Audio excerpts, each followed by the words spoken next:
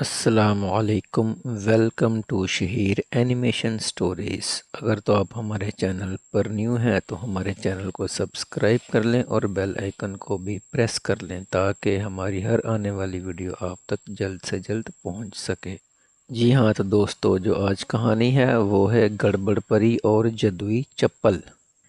ایک جادوئی پریوں کی بستی تھی جس کا نام تھا الٹا پلٹا پور میں ایک پری رہتی تھی جس کا نام تھا گڑبڑ پری۔ باقی سب پریاں جگنوؤں سے باتیں کرتی تھیں، ستاروں پہ جھولتی تھیں، لیکن گڑبڑ پری ایسا کچھ بھی نہیں کرتی تھی۔ وہ صرف ناشتہ کرتی تھی جادوئی دھول سے اور جادو کرتی تھی پانی پر نمک لکھ کر۔ ایک دن بادشاہ نے اعلان کیا کہ جو بھی میری جادوئی چپل ڈھونڈ کر لائے گا اسے انعام میں ایک پاپڑ مشین، ایک گائے اور 25 روٹیاں دی جائیں گی۔ سب لوگ بڑے حیران تھے کہ بادشاہ کی چپل آخر گئی تو گئی کہاں۔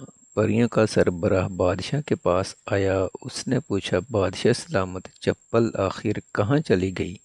بادشاہ نے کہا، پتہ نہیں، میں رات کو سویا تو چپل پہنے ہوئے تھا، صبح اٹھا تو وہ اڑ رہی تھی اور چھت پر نعرہ لگا رہی تھی کہ اب میں آزاد ہوں، اب میں آزاد ہوں۔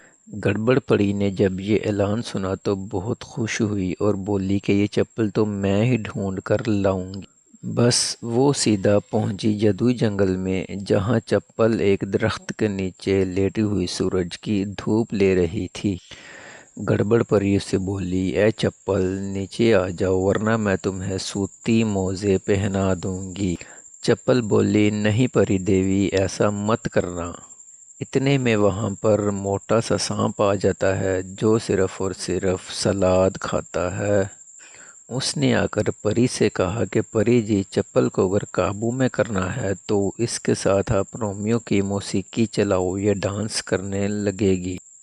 پری نے فوراً اپنا جادو چلایا۔ چپل ڈانس کر کر کے بادشاہ کے قدم چومنے کے لیے ترس گئی۔ چپل ناچنے لگی، ناچتے ناچتے تھک گئی اور بولی، بس کرو، میں واپس جاتی ہوں، مگر شرط یہ ہے کہ بادشاہ روزانہ میرے ساتھ بات کرے گا۔ بس پھر کیا تھا، بادشاہ سلامت نے چپل پہنی اور چپل بولی، بادشاہ سلامت، آج آپ نے پاؤں دھوئے ہیں یا مجھے دھوکہ دے رہے ہیں؟ چپل نے بادشاہ کو بہت تنگ کیا۔ آخر کار بادشاہ چپل سے تنگ آ گیا اور چپل پھینک دی۔